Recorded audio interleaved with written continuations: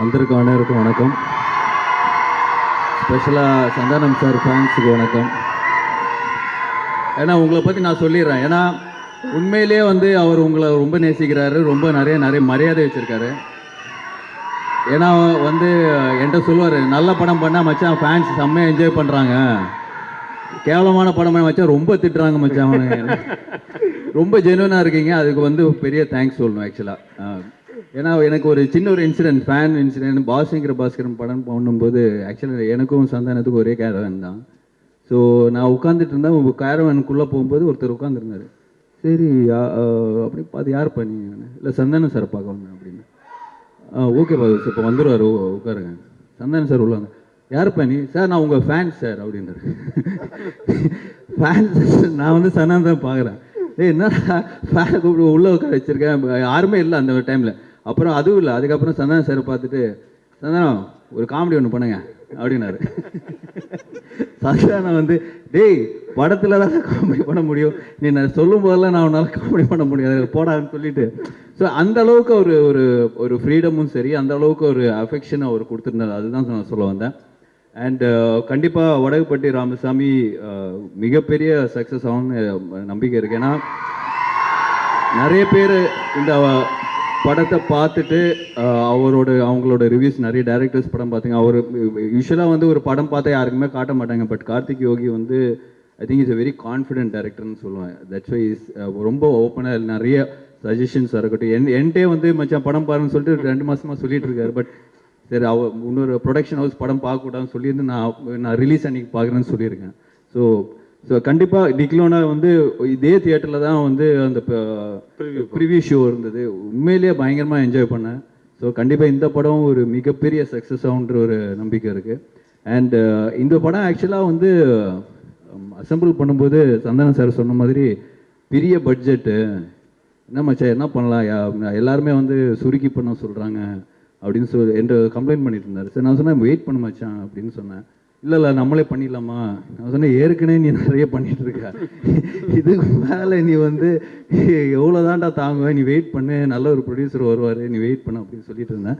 But luckily இந்த ப்ராஜெக்ட்டுக்கு Vishwaprasad sir people media factory வந்து இட்ஸ் பிளெஸிங் தான் சொல்லுவேன். ஏன்னா அவர் வந்து மிகப்பெரிய படங்கள் வந்து தெலுங்கில் பண்ணியிருக்காரு. அதுக்கு முன்னாடியே வந்து நிறைய படங்கள் வந்து இப்போ டிஸ்ட்ரிபியூஷன் யூஎஸில் இருக்குது. என்னோடய படங்களே நிறைய யூஎஸில் டிஸ்ட்ரிபியூஷன்ஸ் பண்ணியிருக்காரு. அது தாண்டி கதையை நம்பி அந்த ப்ராஜெக்டை நம்பி எடுக்கிற ஒரு ப்ரொடியூசர் தான் சொல்லுவேன். So thank you sir, thank you for coming to Tamil industry. We need producers like you.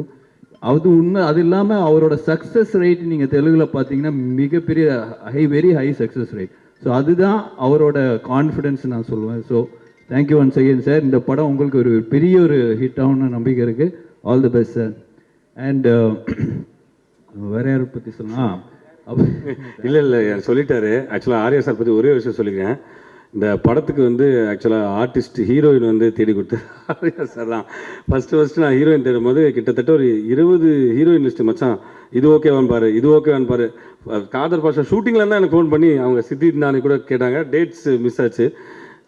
பயங்கர சீரியஸாக ஃபாலோ பண்ணி டேட்ஸ் எல்லாருமே ஃபோட்டோஸ்லாம் அனுப்பி இவங்க ஓகேவான்னு கேளுனாங்க. அண்ட் ஃபைனலாக வந்து இவரோட அடுத்த படத்தோட டைரக்டர் மனு ஆனந்த், அவர் தான் வந்து மேகா ஆகாஷ் உள்ளே கொண்டு வந்தது.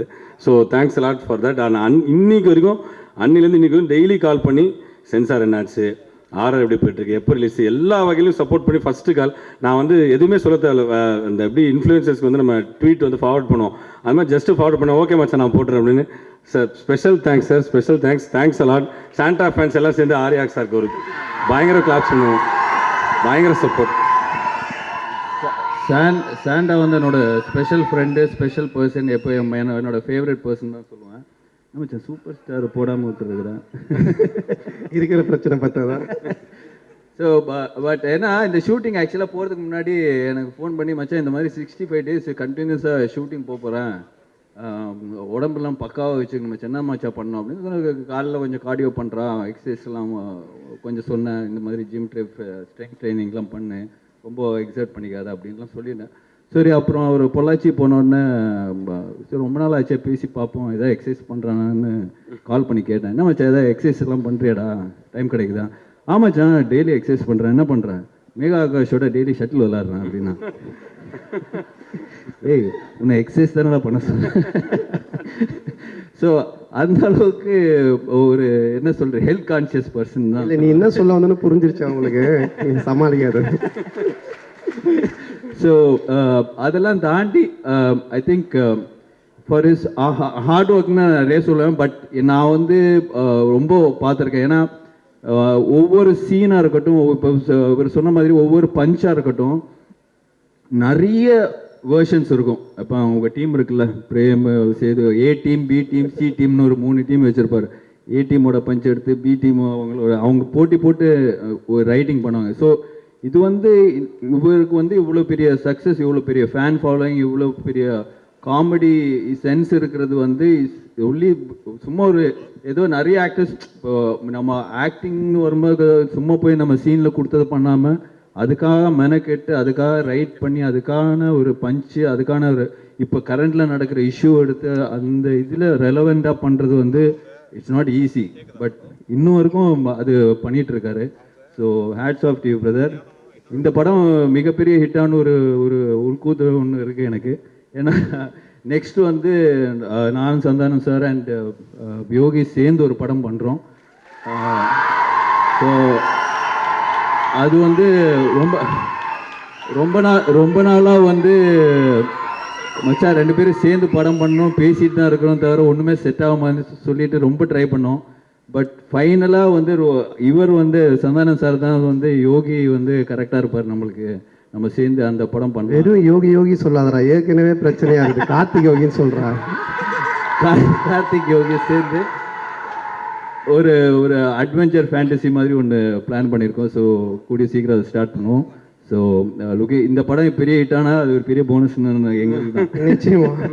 So thank you and thanks for inviting and special thanks to Ashwin and Allu Suresh. Because ஏன்னா எனக்கு வேறு வேலை நான் கண்டிப்பாக எங்கே கூப்பிட்டாலும் வந்துடுவேன்.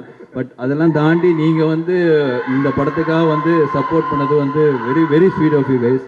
Very happy and thank you so much. Thanks மச்சான். ஆக்சுவலாக ஆர்யா வந்து எப்படின்னா என்னுடைய விஷயம் இப்போ கார்த்திக் சொன்ன மாதிரி என் படம் என்னுடைய படத்தில் ஹீரோயின் மற்ற எந்த விஷயமா இருந்தாலும் அவ்வளோ கேர் பண்ணிப்பான். என்னை பார்த்த உடனே இவனை பார்க்க போகிறனாலே எனக்கு பயமாக இருக்கும். பார்த்தோன்னே என் பாடியை ஃபஸ்ட்டு பார்த்துட்டோம், ஏன் திரும்ப ஏன் இங்கே வெயிட் போட்டுச்சு அது பண்ண அப்படின்னு.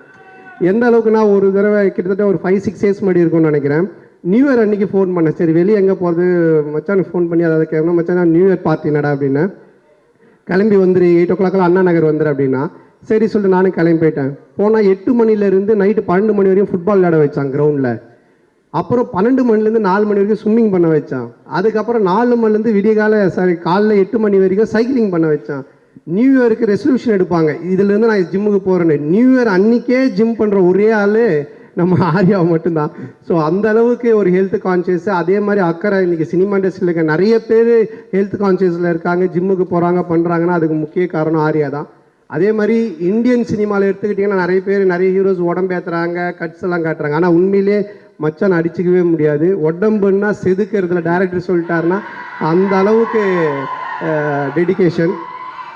ஆக்சுவலாக ஆர்யா வந்து எந்த ஃபினான்ஷியரை போய் பார்த்தாலும் ஃபஸ்ட்டு அவங்க வந்து என்ன தான் கேட்பாங்க, எப்படி இருக்காரு உங்கள் ஃப்ரெண்டு சந்தான் அப்படின்னுவாங்க. நான் போய் எந்த ஃபினான்ஷியரை பார்த்தாலும் ஃபஸ்ட்டு அவங்க என்கிட்ட கேட்கறது உங்கள் ஃப்ரெண்டு ஆர்யா எப்படி இருக்காங்கன்னு. இது நிறைய பேர் என்கிட்ட கேட்டாங்க, என்னங்க நீங்களும் ஆர்யா அவ்வளோ க்ளோஸாக, உங்களை பார்த்தா அவரை கேட்குறாங்க, அவரை பார்த்தா உங்களை கேட்குறாங்க. நான் சொன்னேன் அப்படிலாம் இல்லை, இந்த ஃபினான்ஷியர்ஸ் எல்லாருக்கிட்டையும் 2 பேரும் கடன் வாங்கியிருக்கோம். ஸோ இவனை பார்க்கும்போது அவன் நல்லா இருக்கானா படம் பண்ணுறான் அப்படின்னு கேட்பாங்க. என்னை பார்க்கும்போது அவன் நல்லா இருக்கானா படம் பண்ணுறான்னு சொல்லி கேட்பாங்க அப்படின்னு. அப்போ ஆர்யா தான் சொன்னான், மச்சான் இனி வேலைக்கு ஆகாது இந்த ஃபினான்சியர்ஸ் இதெல்லாம் நம்ம ஒன்று பண்ணலாம் அப்படின்னு கொஞ்சம் நாளைக்கு முன்னாடி சொன்னால், மச்சான் ஒரு தங்கம் முட்டைற வாத்து ஒன்று நான் பிடிச்சிருக்கேன், நம்ம வந்து அந்த வாத்தை வச்சு படம் பண்ணலாம் அப்படின்னா. சரி மச்சான்னு எல்லாம் பேசி முடிச்சிட்டோம். அப்போ நான் சொன்னேன், மச்சான் எப்போ மச்சான் அந்த முட்டை போடும் அந்த வாத்துன்னு பின்னாடி பார்த்துக்கிட்டே இருக்கலாம் மச்சான். நானும் அவனும் அந்த வாத்துக்கு பின்னாடி கை வச்சு பார்த்துக்கினே இருக்கிறோம். கொஞ்ச நேரம் கழிச்சு எங்களுக்கு பின்னாடி பிளட் வந்துன்னு இருக்கு.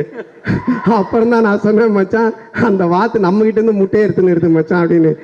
ஆமாண்டா இது தெரியாம. ஸோ இப்போ நிறைய பேருக்கு ஒரு கண்டென்ட் கிடச்சிருக்கு, யார் அந்த வாத்துன்னு ஒரு தம்ப்நெயில், அது நீங்களே கண்டுபிடிச்சிக்கிங்க. ஸோ அந்த மாதிரி இது பண்ணிவிட்டு இப்போது அதான் சொன்ன மச்சான் போதும் ஃபினான்ஸ் வாங்கினது, நீ இந்த மாதிரி எடுத்ததை வட்டி கட்டுறதே கரெக்டாக இருக்குது, அப்படின்னு சொல்லிட்டு இப்போது டிடி ரிட்டர்ன்ஸ் 2 பண்ணுறோம் ஆனந்த் பிரேம் ஆனந்தோட மச்சான் தான் பண்ணுற அந்த படத்தை. ஸோ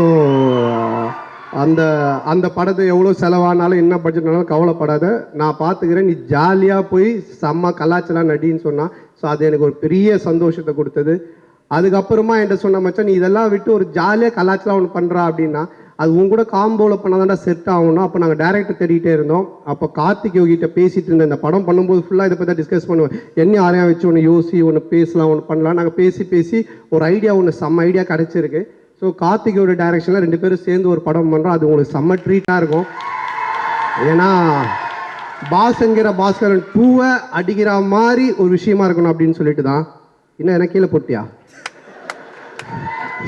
வந்து ஏதாவது ஒரு ஸ்லாப்ஸ்டிக் காமெடி ஒன்று பண்ணிட்டு போயிட்டு இருக்கு. அந்த படத்தில் அவரை போட்டுக்கோ. ஓகே போ. ஸோ டெஃபினட்டாக உங்களுக்கு அந்த பாஸுங்கிற பாஸ்கரன் அந்த காம்போவை அடிக்கிற மாதிரி ஒரு ஒரு செம்ம கலாச்சாரான படமாக இருக்கும். ஸோ இது எல்லாத்துக்கும் காரணம் என் நண்பன் உயிர் நண்பன் ஆர்யா தான். எப்போ எங்கள் 2 பேருக்குள்ளே இருக்கிற ஒத்துமையை விட எங்களுக்குள்ளே இருக்கிற ஒரு இது பார்த்தீங்கன்னா, எப்போ நான் ஃபோன் பண்ணி எதை சொன்னாலுமே மச்சான் இந்த படம் ஹிட் ஆகணும், இது பண்ணணும், உடனே ஹின்ஷா அல்லான்னுவான். 5 முறை தொழுவான், அல்லான்னு அல்லா மேலே இதுவாக இருப்பான். நான் இந்த சைடு சிவான்னு சொல்லிட்டு இருப்பேன். ஆனால் அவனோட சேர்ந்து நான் மாஸ்க்கு போயிருக்கேன், என் கூட சேர்ந்து அவன் கோயிலுக்கு வந்திருக்கான். நாங்கள் 2 பேரும் அவ்வளோ ஒத்துமையாக இருக்கோம். நாட் ஓன்லி சினிமா கிடையாது, அது மீறி தாண்டி எல்லாத்துலேயுமே. ஸோ அது எங்களுக்கு இறைவன் கொடுத்த ஒரு வாரம் தான் நினைக்கணும். ஸோ ரொம்ப தேங்க்ஸ் மச்சான். நீ இன்றைக்கி வந்து ரொம்ப நேரமாக இங்கே உட்காந்துருக்கேன். நான் பக்கத்தில் கூட உட்காரல, நான் இங்கே வந்துட்டேன். ஸோ தேங்க்ஸ் மச்சான். Thank you love you much. Thanks bro, thanks a lot. Thank you. நாங்களாம் ரொம்ப ஆவலாக காத்துட்ருக்கோம். தேங்க்யூ ஸோ மச் ஆர்யா அவர்களுக்கு.